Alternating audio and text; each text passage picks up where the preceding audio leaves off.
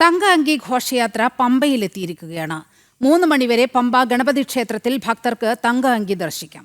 3 മണിക്ക് പ്രത്യേക പേടകത്തിലാക്കി തങ്ക അങ്കി സന്നിധാനത്തേക്ക് കൊണ്ടുപോകും. ഇന്ന് വൈകിട്ട് അയ്യപ്പന് തങ്ക അങ്കി ചാർത്തിയാണ് ദീപാരാധന. പമ്പയിൽ നിന്ന് ഗോകുൽ രമേശ് തയ്യാറാക്കിയ റിപ്പോർട്ട് കാണാം. ശരണമന്ത്രങ്ങളുടെ അകമ്പടിയിൽ 23-ാം തീയതി ആറന്മുള പാർത്ഥസാരഥി ക്ഷേത്രത്തിൽ നിന്ന് ആരംഭിച്ച തങ്കയങ്കി ഘോഷയാത്ര ശബരിമലയിൽ എത്തിച്ചേർന്നിരിക്കുകയാണ്. അല്പസമയം മുമ്പ് പമ്പയിൽ തങ്കയങ്കി ഘോഷയാത്ര എത്തി. ഇപ്പോൾ തങ്കയങ്കി പമ്പ ഗണപതി ക്ഷേത്രത്തിൽ എത്തിച്ചിരിക്കുകയാണ്. ക്ഷേത്രത്തിന് മുന്നിൽ പ്രത്യേകം തയ്യാറാക്കിയിട്ടുള്ള മണ്ഡപത്തിൽ അയ്യപ്പൻ്റെ ഭഗവാന്റെ തങ്ക അങ്കി 420 പവൻ തൂക്കം വരുന്ന ശ്രീ ചിത്രതിരുനാൾ ബാലരാമവർമ്മ മഹാരാജാവ് സ്വാമി അയ്യപ്പന് സമർപ്പിച്ചിട്ടുള്ള ആ തങ്കയങ്കി ഇവിടെ എത്തിച്ചിരിക്കുകയാണ്. പമ്പ ഗണപതി ഭഗവാന്റെ നേരെ എതിർവശത്തായിട്ട് തങ്കയങ്കി ഇപ്പോൾ സ്ഥാപിച്ചിരിക്കുകയാണ്.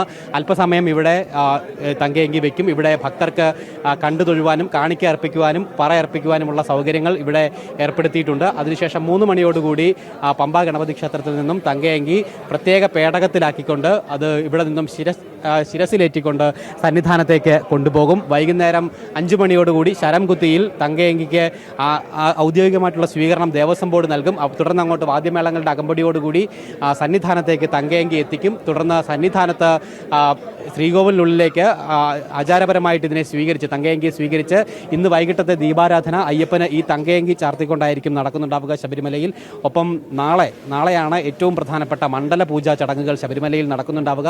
41 ദിവസത്തെ വ്രതാനുഷ്ഠാന കാലത്തിന് മണ്ഡലകാലത്തിന് കൂടി പരിസമാപ്തി കുറിച്ചുകൊണ്ട് നാളെ മണ്ഡല പൂജ ശബരിമലയിൽ നടക്കും. അയ്യപ്പന് തങ്കയങ്കി ചാർത്തിക്കൊണ്ടായിരിക്കും മണ്ഡല പൂജാ ചടങ്ങുകളൊക്കെ നാളെ ശബരിമലയിൽ നടക്കുന്നുണ്ടാവുക. ഇന്നും നാളെയും, അതായത് ഈ അയ്യപ്പനെ ഈ തങ്ക അങ്കി ചാർത്തിക്കൊണ്ടുള്ള അയ്യപ്പ വിഗ്രഹത്തെ കണ്ടു തൊഴുന്നതിന് വേണ്ടിയിട്ട് വലിയ ഭക്തജന തിരക്ക് സന്നിധാനത്ത് അനുഭവപ്പെടും. അത് എല്ലാ വർഷവും അത് പതിവായിട്ടുള്ള ഒരു കാര്യം തന്നെയാണ്. എന്തായാലും ഈ വർഷവും സമാനമായി തന്നെ വലിയ ഭക്തജന തിരക്കിലേക്ക് സന്നിധാനം മാറുമെന്നുള്ള കാര്യത്തിൽ യാതൊരു സംശയമില്ല. എന്തായാലും ആചാര പെരുമ വിളിച്ചോതിക്കൊണ്ട് തന്നെയാണ് തങ്കയങ്കി ഘോഷയാത്ര ആദ്യം മുതൽ ഇവിടം വരെ, അല്ലെങ്കിൽ അതിൻ്റെ ഒരു പരിസമാപ്തി ഘട്ടത്തിലേക്ക് ഇപ്പോൾ എത്തിയിരിക്കുന്നത്.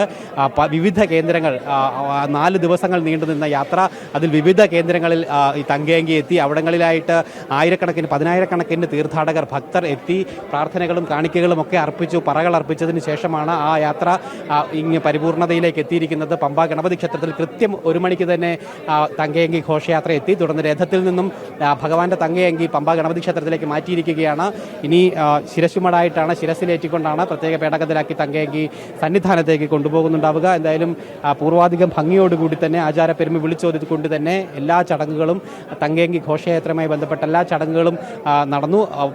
10,000-കണക്കിന് ഭക്തജനങ്ങൾ ഈ തങ്കയങ്കിയോടൊപ്പം അണിനിരന്നു. ഒപ്പം കൃത്യമായിട്ട് സുരക്ഷ ഒരുക്കിക്കൊണ്ട് പോലീസ് ഉദ്യോഗസ്ഥരും ഫയർഫോഴ്സിൻ്റെയും വനംവകുപ്പിൻ്റെയും ഒക്കെ ഉദ്യോഗസ്ഥരും ദേവസ്വം അധികൃതരും ഒക്കെ തന്നെ ഈ തങ്കയങ്കി ഘോഷയാത്രയ്ക്കൊപ്പം അനുഗമിക്കുകയും ചെയ്തിട്ടുണ്ടായിരുന്നു. എന്തായാലും എല്ലാ കാര്യങ്ങളും മുറ പോലെ തന്നെ ചിട്ടപ്രകാരം തന്നെ എല്ലാം പൂർവാധികം ഭംഗിയായി തന്നെ പരിസമാപ്തിയിലേക്ക് എത്തുന്നു എന്നുള്ളതാണ് നമുക്ക് ഈ ഘട്ടത്തിൽ പറയുവാനായിട്ട് സാധിക്കുന്നത്. ഇനി മണ്ഡല പൂജ ചടങ്ങുകൾക്ക് വേണ്ടിയിട്ടുള്ള കാത്തിരിപ്പാണ്. നാളെ രാവിലെ 11 മണിയോടുകൂടി മണ്ഡല പൂജ ചടങ്ങുകൾ ആരംഭിക്കുന്നതോടുകൂടി ഈ 41 ദിവസം നീണ്ടുനിന്ന വ്രതാനുഷ്ഠാന കാലത്തിന് മണ്ഡലകാലത്തിന് പരിസമാപ്തിയാവുകയാണ്. തുടർന്ന് മകരവിളക്ക് പൂജകൾക്കായിട്ട് ജനുവരി 30 വൈകിട്ടായിരിക്കും ശബരിമല ക്ഷേത്രനട തുറക്കുന്നുണ്ടാവുക.